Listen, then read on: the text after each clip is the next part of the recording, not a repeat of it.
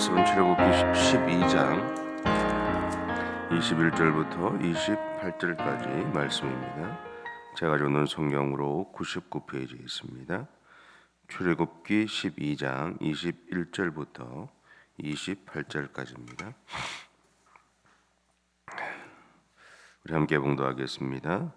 모세가 이스라엘 모든 장로를 불러서 그들에게 이르되 너희는 나가서 너희의 가족대로 어린 양을 택하여 유월절 양으로 삼고 우슬초 묶음을 가져다가 그래서 담은 피에 적셔서 그 피를 문인방과 좌우 설주에 뿌리고 아침까지 한 사람도 자기 집 문 밖에 나가지 말라.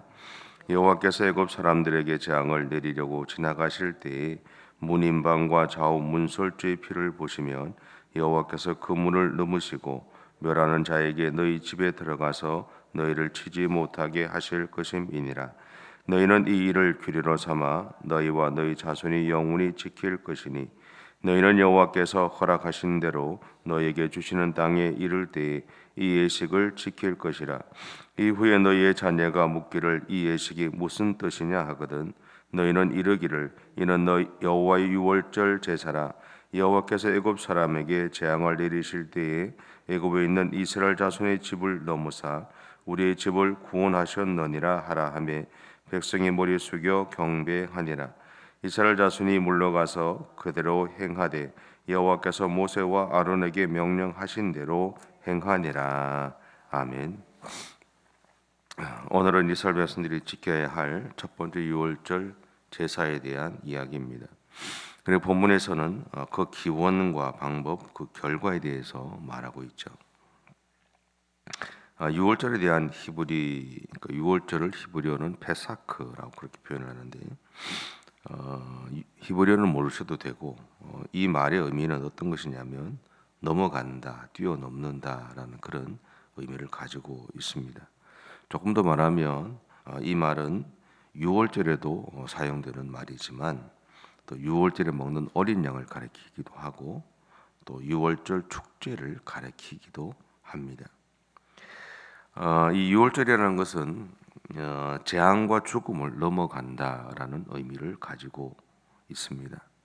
동시에 결박과 멸망의 자리에서 유월절 어린 양을 통해 자유와 구원을 받은 날을 기념하는 말이기도 합니다.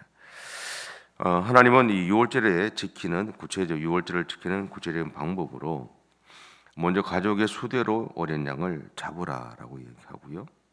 그 다음에 그 피를 우슬초에 묻혀서 문인방과 좌우 문설주에 바르라고 그렇게 명령하셨다 그래요. 근데 여기서 사용하는 이 우슬초라는 것은 키가 작고 보잘것없는 식물을 가리킵니다. 이것은 이 팔레스타인 등지에 흔히 발견되는 그런 식물이라고 그럽니다. 성경을 보면서 한 가지 이제 발견하게 되는 것은 뭐냐면 그러니까 하나님은 너무나 흔해서 우리가 함부로 대하거나 우리의 일상생활에서 늘 사용하는 것을 선택하셔서 하나님의 역사를 이루기 위한 도구로 사용해 오셨다라는 거죠. 이것은 오늘 그리스도인으로 살아가는 우리에게도 동일하게 적용되는 부분인 것 같아요. 예를 들면 저 같은 목사의 입장에서 보면 어쩌면 아무것도 할 수 없는 부족한 사람을 불러서 하나님의 목사로 세우시고 또 목회 현장에서 보면 저보다 뛰어난 분들을 많이 만나게 되는데 그런 분들을 이끄는 지도자로 세우셨다라는 거죠.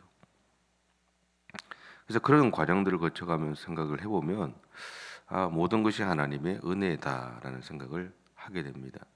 내가 뛰어서 내가 능력이 있어서 그 일을 하는 것이 아니라 하나님이 그 일들을 나에게 맡겨주셨고 그 일을 행할 힘을 나에게 주셨기 때문에 그 일을 행할 수 있다라는 거죠.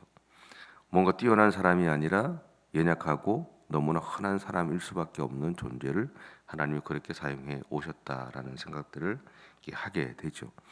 아마 우리가 인생을 살아가면서 우리는 동일하게 그런 마음들을 가지게 되지 않는가라는 생각도 해보게 됩니다. 그래서 예수님은 세상에서 가장 낮은 자리, 너무나 흔하다 못해서 지저분했던 곳에서 태어나심으로 이 땅에 살아가는 모든 사람을 품으신 거죠. 어, 요즘 아이들에게 어른들이 예전에는 먹을 것이 없었다라고 말하면 요즘 아이들은 그런 얘기 하잖아요. 돈 가지고 와서 사 먹으면 되는데, 그런 얘기 하죠. 마찬가지로 부자로 살아가는 사람을 보면 늘 돈이 없다라는 이야기를 합니다. 그리고 자기 안에서 채워지지 않는 부분의 부족함들을 늘 이야기를 해요. 늘 없다 없다 없다라고 이야기하고 또 뭘 계속 채워야 된다라고 생각을 하고 살아갑니다. 반면에 힘겨운 삶을 살아왔던 사람들을 보면 작은 것 하나라도 생기면 그것으로 인해서 너무나 감사하고 또 기뻐하고 그렇게 살아가는 모습들을 보게 되죠. 이렇게 생각해 보면 부유하게 살았던 사람은 자신의 삶의 경험 안에서 가난함이나 부유함을 느끼고 살죠. 반면에 가난한 사람은 자기의 삶의 경험 안에서 가난함과 부유함을 느끼고 살아갑니다. 그런 것처럼 예수 그리스도가 이 땅에 오셨던 이유는 부유한 사람을 위한 것도 아니고 가난한 사람만을 위한 것도 아니었습니다. 세상에 있는 모든 사람들을 품기 위해서 그 모든 사람들이 가장 밑바닥으로 들어가서 그분이 그 모든 세상의 사람들을 품어야 하셨다라는 것이죠. 그래서 어떻게 보면 가장 흔한 마구간, 가장 누구나가 흔하면서 또 늘 있었던 것, 그 집안에 늘 가지고 있었던 그 마곡간과 같은 곳에서 그냥 태어나셨다라는 거예요.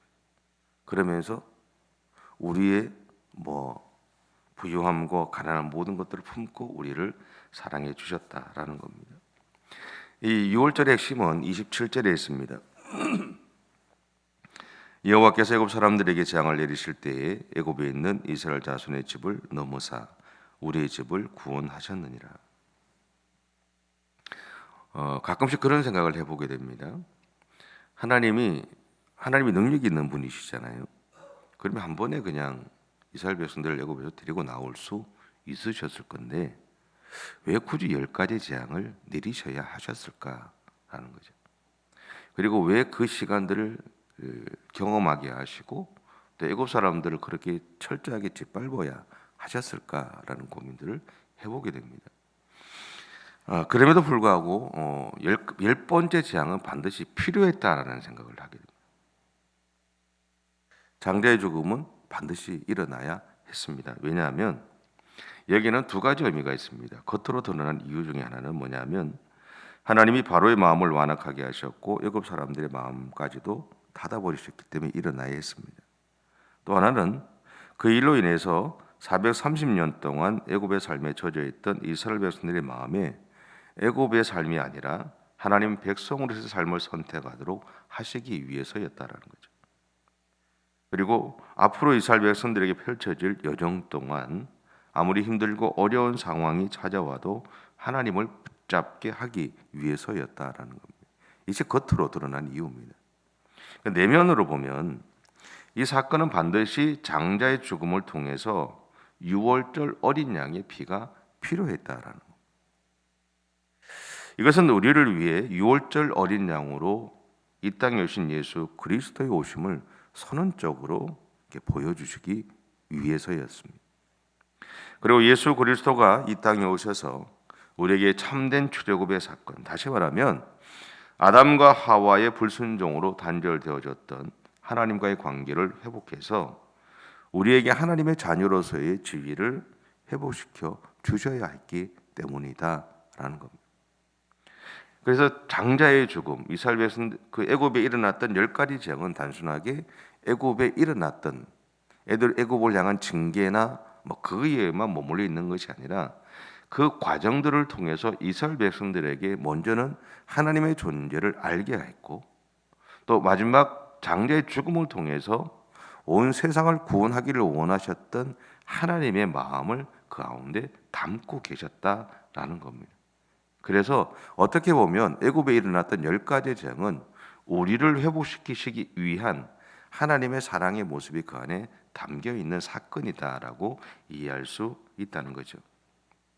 그러기에 이제 우리에게는 예수 그리스도를 믿음으로 구원받게 되는 길이 열린 것이고 여기서 예수님을 믿는다라는 것은 예수님을 나의 구주로 받아들여서 내 삶에 하나님의 마음이 회복되고 내 삶이 변화되는 것을 말합니다. 바로 이것을 위해서 하나님은 오늘 애굽이라는 도구를 사용하셨고 바로라는 도구를 사용하셨고 그리고 장자의 죽음과 유월절 어린 양의 피가 반드시 필요하셨다라는 것. 우리가 인생을 살아가면서 우리는 지나보면 한 가지도 우리가 경험했던 것이 헛되게 사용된 것이 없잖아요. 수많은 경험들을 하고 수많은 일들을 우리가 겪어가면서 우리가 발견하게 되는 것은 이래서 내가 이것을 해야 됐고 이래서 이것을 내가 경험했어야 됐구나라는 것을 깨닫게 될 때가 많습니다. 그래서 우리가 살아왔던 인생의 여정은 다 다르지만 그런데 그 다 다른 인생의 여정이 오늘 우리에게 반드시 필요한 삶이었고 여정이었고 때로는 기쁨이었고 때로는 아픔이었다는 사실들을 늘 기억하고 그렇게 오늘도 나를 향한 하나님의 마음, 하나님의 그 사랑들을 기억하시면서 그렇게 믿음의 삶을 살아가시기를 바랍니다. 기도하겠습니다. 사랑의 주님, 우리를 사랑해 주셔서 감사합니다. 그 사랑에 오늘도 힘을 얻어서 우리에게 주어진 삶을 살아가고자 합니다. 주님, 오늘도 살아가는 우리의 모든 삶의 여정 가운데 함께 하셔서 그 모든 여정 속에서 승리하게 하시고 그 삶을 통해서 하나님의 영광을 돌리는 삶을 살아내가는 우리 모두가 되어줄 수 있도록 하나님 은혜를 허락해 주옵소서. 감사드리며 예수님의 이름으로 기도드립니다. 아멘. 하늘에 계신 우리 아버지, 아버지의 이름을 거룩하게 하시며 아버지의 나라가 오게 하시며 아버지의 뜻이 하늘에서와 같이 땅에서도 이루어지게 하소서. 오늘 우리에게 일용할 양식을 주시고 우리가 우리에게 잘못한 사람을 용서하여 준 것 같이 우리 죄를 용서하여 주시고 우리를 시험에 빠지지 않게 하시고 악에서 구하소서. 나라와 권능과 영광이 영원히 아버지의 것입니다. 아멘.